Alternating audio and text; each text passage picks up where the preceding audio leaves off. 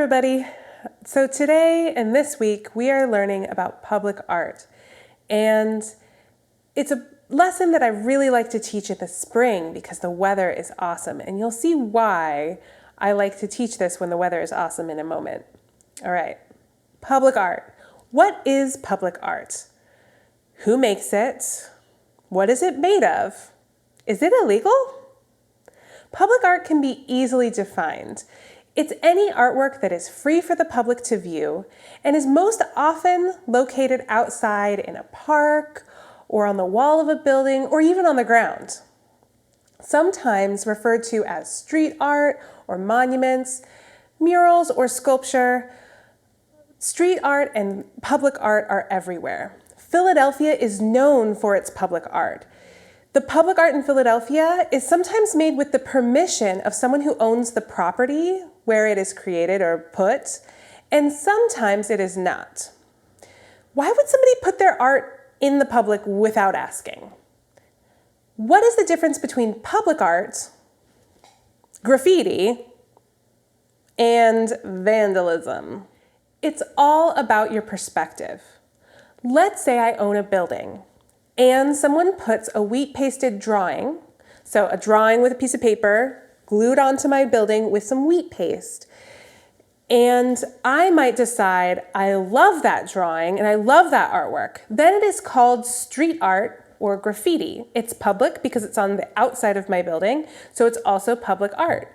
But if the wheat pasted drawing was made with permanent glue and it permanently destroys a part of my wall and I have to fix it, that's considered vandalism. However, anytime you put artwork somewhere without permission, there's a potential to get in trouble. You might think your artwork is beautiful, but the person who owns the property might not. Most of the time, that trouble is an expensive fine. Famous artists like Keith Haring and Jean-Michel Basquiat would just pay the fine and keep painting their murals or using their street art. Sometimes that trouble can get you arrested, particularly if you use things like spray paint that are permanent. If you do something without permission, you have to accept the risk and understand the consequences for your actions. But public art is beautiful. How can so many beautiful monuments and murals exist in Philadelphia if making them can be illegal? Most public artists choose to create art that will not permanently damage the location or will eventually fade away or decompose. Yarn bombs, wheat pasting, chalk, moss graffiti, piece rocks, rock stacks, sand sculptures, all are great choices that won't permanently damage someone else's property. Also, some organizations recognize that public art adds beauty to our city, increasing the happiness and hopefulness of the community. Organizations like Mural Arts raise money, hire artists, and look for locations for public art to be displayed. Ms. Forslund's friend, artist Desiree Bender, even worked with Philadelphia kids to create public art on recycling trucks through mural arts. Sometimes an owner of a building who has a blank wall will ask an artist to cover it with a mural, or a business will ask an artist to build a monument to someone or some event that is important to them. The city government might decide to honor someone important, like Octavius V. Cato, who got a monument in 2017 by artist Branley Cadet. Octavius V. Cato was a scholar, educator, civil rights activist, and an athlete who lived in the 1800s in Philadelphia.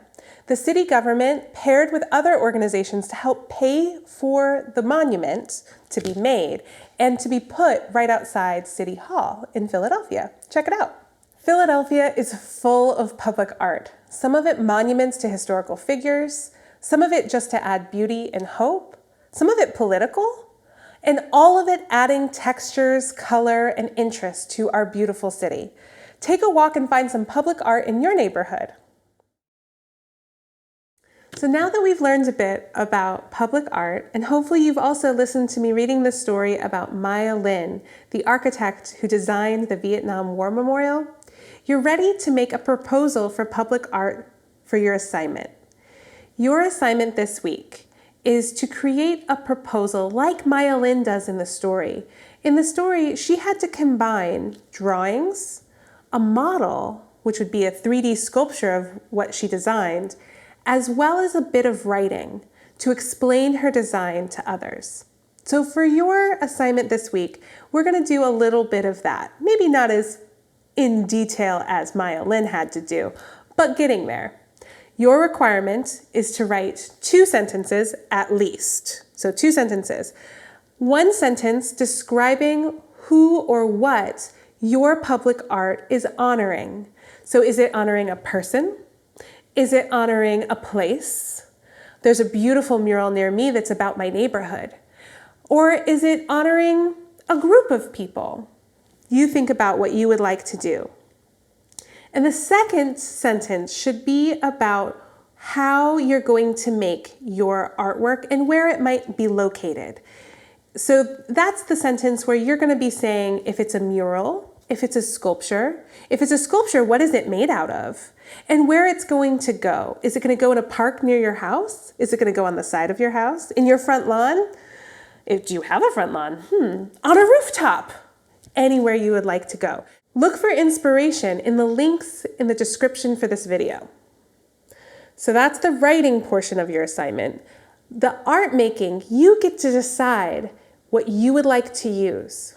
If your proposal is for a mural, you could draw or paint a smaller version of the big mural that you would like to create for your proposal.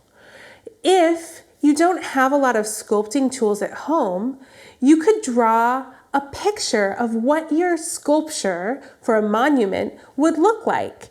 If you are drawing a 3-dimensional sculpture, you need to include 2 views. So a front view and a back view, or a front view and a side view, kind of like what we did last year when we made our gargoyles. If you would like to sculpt out of a material, there's lots of materials you can use.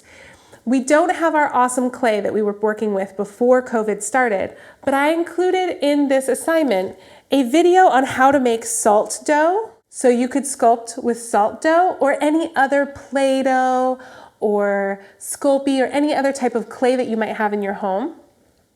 You could also use paper and scissors and glue and tape, or things from your recycling bin, like we did when we made the castles in 4th grade. Think about the art skills that you like to use best.